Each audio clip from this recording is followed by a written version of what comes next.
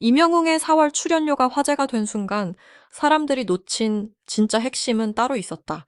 한 번 무대에 서서 얼마를 받느냐가 아니라 2025년 한 해 동안 그의 이름 하나가 움직인 돈의 규모였다.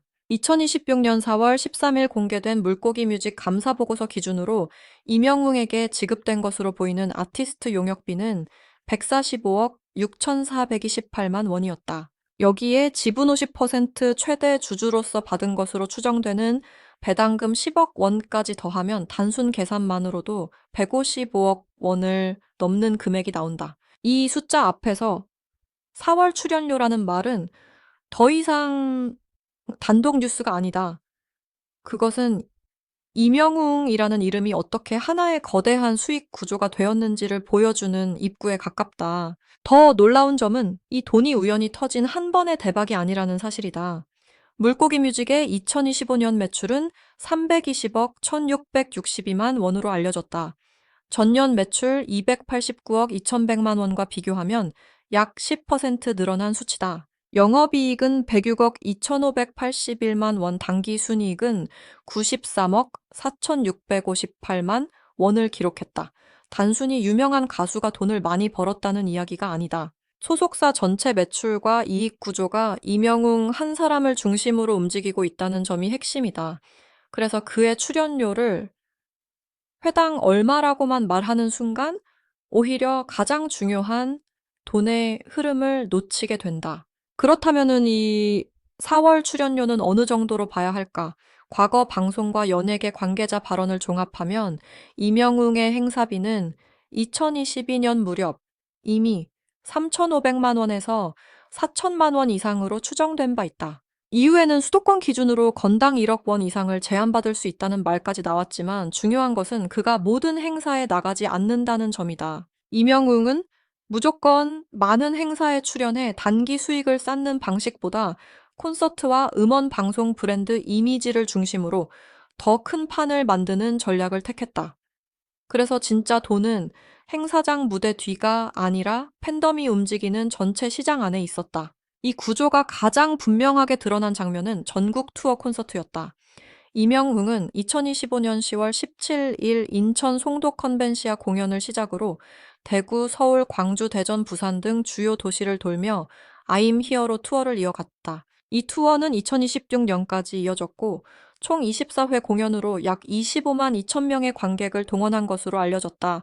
단순한 공연 일정이 아니다. 한 가수가 20만 명이 넘는 관객을 직접 움직였다는 것은 티켓 수익, 굿즈 판매 지역 상권, 교통, 숙박, 온라인 화제성까지 함께 움직였다는 뜻이다. 티켓 가격만 봐도 규모가 보인다. 2025년 서울 공연 기준으로 러브석은 17만 6천 원, 피스석은 15만 4천 원으로 공개됐다. 좌석별 가격과 실제 배치 초대석 운영 비용을 모두 정확히 알 수는 없지만 25만 명이 넘는 관객 규모를 생각하면 콘서트 매출이 왜 수백억 원 단위로 거론되는지 이해할 수 있다. 여기서 이명웅의 힘은 단순히 노래를 잘하는 가수라는 수준을 넘어선다. 그는 티켓 오픈 시간 하나만으로도 예매 서버를 긴장시키고 도시 하나를 팬들의 이동 경로로 바꾸는 인물이다. 물고기 뮤직의 수익 항목을 보면 더 선명해진다. 2025년 음원 음반 공연 수입은 195억 5,609만 원으로 알려졌다.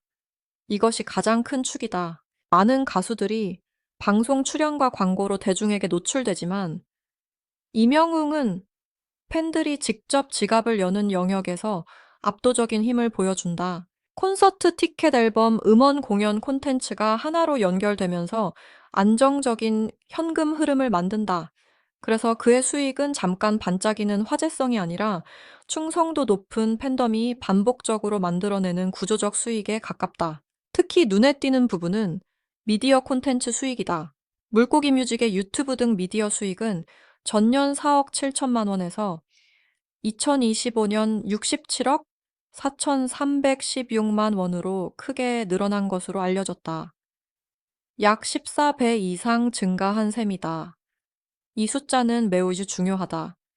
예전에는 가수가 방송국에 나가야 대중과 만날 수 있었다. 하지만 이제 이명웅은 자신의 채널과 자체 콘텐츠 공연 영상 디지털 플랫폼을 통해 팬들과 직접 연결된다. 방송 출연료를 받는 구조에서 콘텐츠 자체가 돈을 벌어들이는 구조로 이동한 것이다. 반대로 광고 수입은 2025년 21억 3,333만 원으로 전년 33억 4,551만 원보다 줄어든 것으로 나타났다. 이 대목도 흥미롭다. 일반적으로 스타의 몸값을 말할 때 광고를 가장 먼저 떠올린다. 하지만 이명웅의 경우 광고가 줄어도 전체 매출과 이익은 오히려 강하게 유지됐다. 이는 그의 수익 구조가 특정 광고 계약에만 기대지 않는다는 뜻이다. 광고는 큰 돈이지만 그보다 더 중요한 것은 콘서트와 콘텐츠 팬덤 소비가 스스로 굴러가는 구조다. 이명웅의 출연료가 특별한 이유도 바로 여기에 있다. 어떤 스타는 방송에 자주 나와야 존재감을 유지한다. 어떤 스타는 광고를 많이 찍어야 몸값을 증명한다. 하지만 이명웅은 적게 나와도 강하다. 한 번 등장하면 뉴스가 되고, 한 번 공연하면 매진이 되고, 한 번 콘텐츠가 올라오면 팬덤이 움직인다. 그래서 회당 출연료라는 숫자로 그의 가치를 설명하는 것은 너무 좁은 해석이다. 이명웅의 진짜 가격표는 무대 한 번이 아니라 그 무대가 만들어내는 연쇄 반응 전체에 붙어 있다. 2020년 미스터 트롯 우승 이후 이명웅은 단순히 인기 가수가 된 것이 아니다. 그는 트로트 시장의 중심을 바꿨다. 과거 트로트는 특정 연령층이 즐기는 장르라는 이미지가 강했다. 그러나 이명웅은 세대와 플랫폼을 동시에 확장했다. 부모 세대는 방송과 공연으로 그를 지지했고, 젊은 세대는 유튜브와 온라인 콘텐츠로 그의 영향력을 확인했다. 이중 구조가 만들어지면서 이명웅은 전통적인 트로트 스타이면서 동시에 디지털 시대의 대형 콘텐츠 자산이 되었다. 영웅 시대라는 팬덤의 역할도 빼놓을 수 없다. 이명웅의 팬들은 단순히 응원 댓글을 다는 수준에 머물지 않는다. 티켓을 사고, 앨범을 사고, 음원을 듣고, 생일 광고와 기부 활동을 만들고, 지역 공연장을 찾아 이동한다. 이 팬덤은 구매력과 조직력 충성도를 동시에 갖고 있다. 그래서 이명웅의 이름이 붙은 콘텐츠는 소비될 가능성이 높고, 그의 공연은 매진될 가능성이 높으며, 그의 브랜드 이미지는 쉽게 흔들리지 않는다. 이것이 기업들이 이명웅을 쉽게 포기하지 못하는 이유다. 4월 출연료 공개라는 말이 사람들의 눈길을 끈 이유는 누구나 단순한 숫자를 좋아하기 때문이다. 회당 얼마, 한 달에 얼마, 1년에 얼마라는 표현은 쉽고 자극적이다. 하지만 이명웅의 경우 진짜 중요한 질문은 다르다. 그는 왜 비싼가? 왜 적게 움직여도 시장이 움직이는가? 왜 행사비보다 콘서트가 더 중요하고 광고보다 팬덤이 더 강한가? 이 질문에 답해야 그의 돈이 보인다.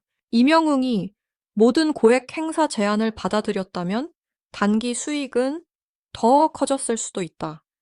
하지만 동시에 희소성은 줄어들었을 것이다. 자주 볼 수 있는 스타는 친근하지만 시장에서 갖는 긴장감은 낮아진다.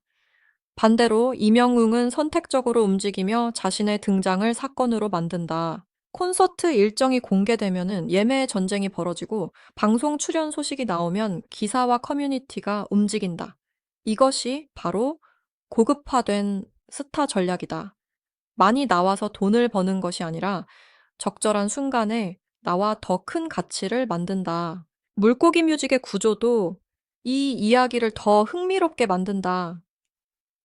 이명웅은 단순 소속 가수가 아니라 회사 지분 50%를 가진 최대 주주로 알려져 있다. 일반적인 가수라면 회사가 벌고 회사가 정산하고 가수가 일부를 받는 구조로 보일 수 있다. 하지만 이명웅은 아티스트 용역비를 통해 정산을 받고 동시에 주주로서 배당을 받을 수 있는 위치에 있다. 그래서 그의 수익은 월급이나 출연료처럼 단순하지 않다. 가수로서 벌고 콘텐츠 자산으로 벌고 회사의 성장으로 다시 버는 구조다. 이 지점에서 이명웅은 많은 연예인들과 다른 단계에 서 있다. 보통 스타의 수입은 출연료, 광고료, 행사비, 음원 수입으로 나뉜다. 그러나 이명웅의 경우 이 모든 항목이 하나의 생태계처럼 연결된다. 공연이 성공하면은 영상 콘텐츠가 강해지고 영상 콘텐츠가 강해지면 팬덤 접점이 늘어나며 팬덤 접점이 늘어나면 다시 음원과 콘서트 소비로 이어진다. 이 순환 구조가 유지되는 한 그의 몸값은 단순한 행사비 표로 설명할 수 없다. 물론 모든 숫자는 조심스럽게 봐야 한다. 행사비나 출연료는 공식 계약서가 공개되지 않는 한 정확히 단정하기 어렵다. 방송에서 언급된 3,500만 원, 4천만 원, 1억 원 이상이라는 표현도 추정과 관계자 발언에 가까운 영역이다. 하지만 2025년 감사 보고서에 나타난 회사 매출 용역비 배당금 수익 항목은 훨씬 더 구체적인 단서다. 그래서 이명웅의 진짜 돈을 보려면 확인되지 않은 회당 출연료보다 공개된 회사 실적과 팬덤 소비 구조를 함께 봐야 한다. 결국 4월 출연료 공개라는 이슈의 진짜 의미는 하나다.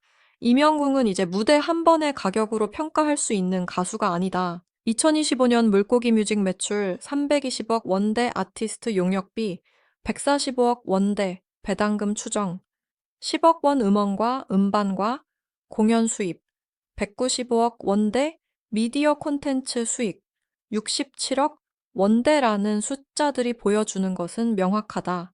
그의 진짜 돈은 출연료 봉투 안에 있지 않았다.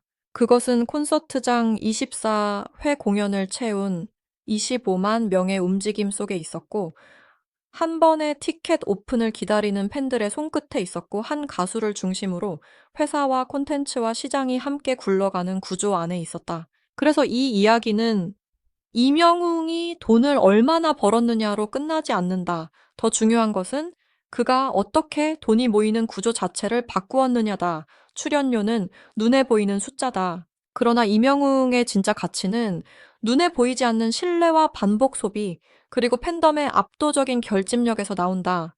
4월에 공개된 숫자가 사람들을 놀라게 했다면 그 뒤에 숨어 있는 더 큰 진실은 이것이다. 이명웅은 더 이상 단순한 출연자가 아니라 하나의 공연 산업이자 콘텐츠 기업이며 한국 대중음악 시장에서 가장 강력한 현금 흐름을 만들어내는 이름 중 하나가 되었다.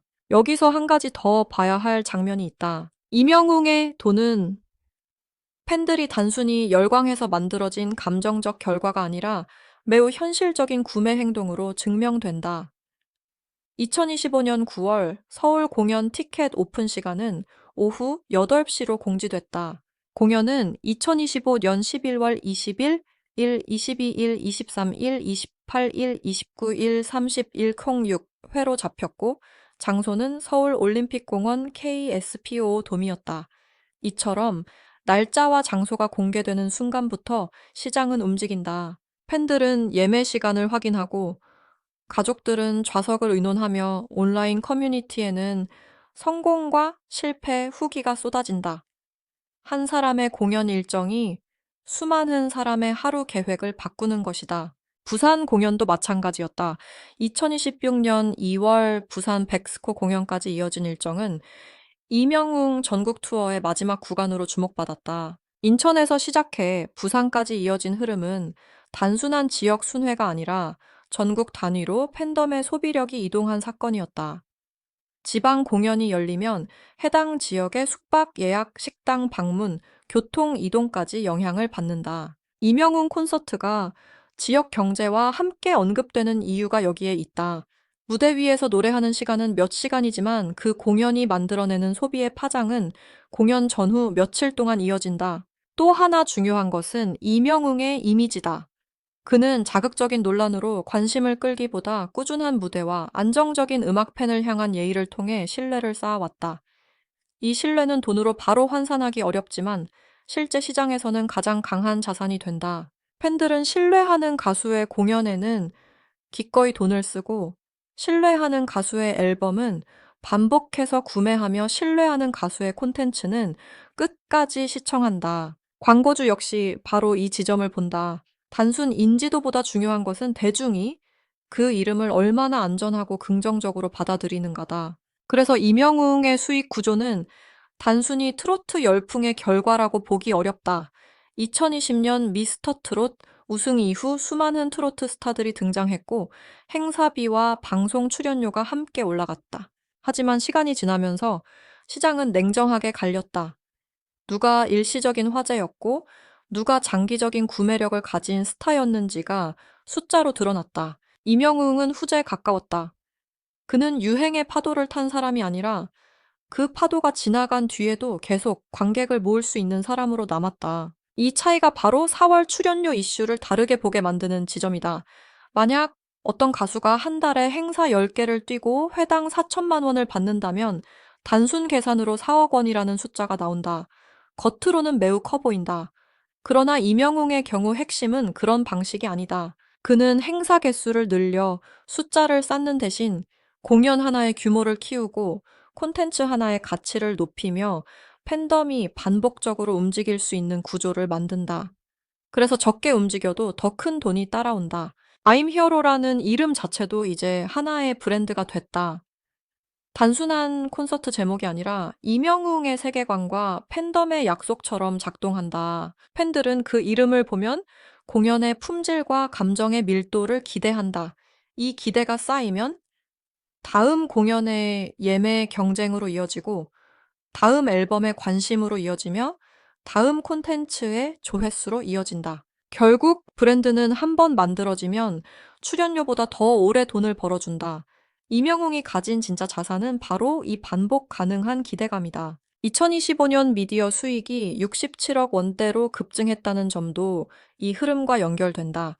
유튜브와 디지털 콘텐츠는 한 번 만들면 계속 소비될 수 있다. 방송 출연은 방송 시간이 끝나면 사라지지만 디지털 콘텐츠는 팬들이 다시 보고 공유하고 댓글을 남기며 생명력을 연장한다. 특히 임영웅처럼 팬덤의 충성도가 높은 아티스트에게 디지털 콘텐츠는 단순 홍보물이 아니라 장기 수익 자산이 된다. 그래서 물고기 뮤직의 미디어 수익 증가는 앞으로의 방향을 보여주는 신호처럼 읽힌다. 물론 수익이 크다는 말은 그만큼 비용과 책임도 크다는 뜻이다.